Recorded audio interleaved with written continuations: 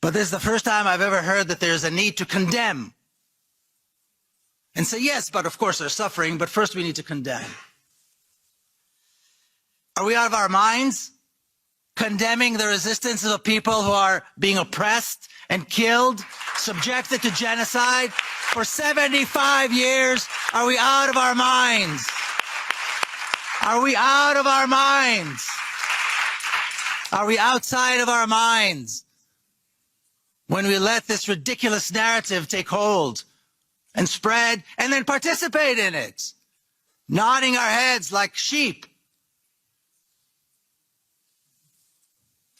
Oh, and by the way, yes, there is a genocide going on and it's terrible. But first we have to condemn the Palestinians who dare to stand up.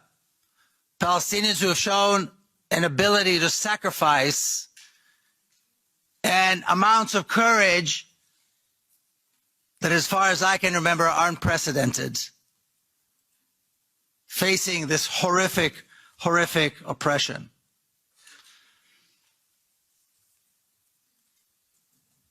But what are we really talking about? Again, we've heard lists and lists and lists of crimes committed by the state of Israel, lists and lists of crimes against humanity.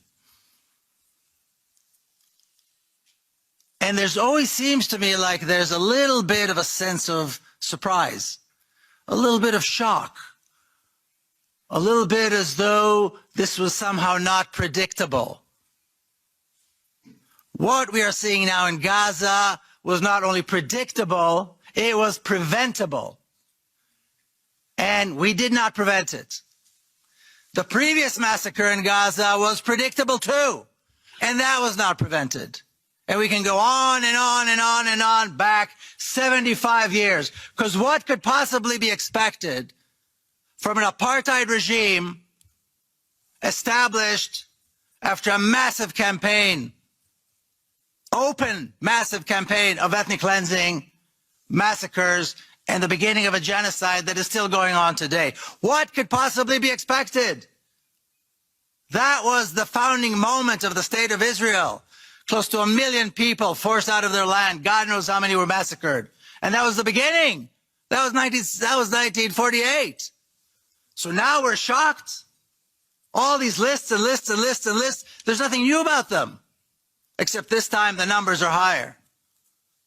This time the numbers are, even by Israeli standards, it is shocking. But this was predictable and this was preventable. And every time something happens, we rise, we protest, we demand, and we forget.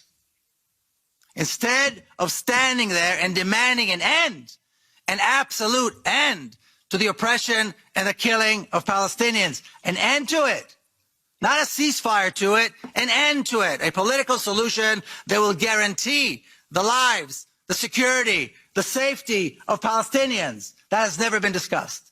I don't recall it ever being discussed, that guarantees need to be put in place. Guarantees need to be put in place for the life and security and the safety of Palestinians, because Palestinians have been living in a state of terror for 75 years. Not just now, but for 75 years living in a state of terror, whether they're in the West Bank, whether they're in the Gaza Strip, whether they're citizens of the State of Israel or so-called citizens. They have been living in a state of terror, and they still do today. Granted, the level of terror has increased since October the 7th.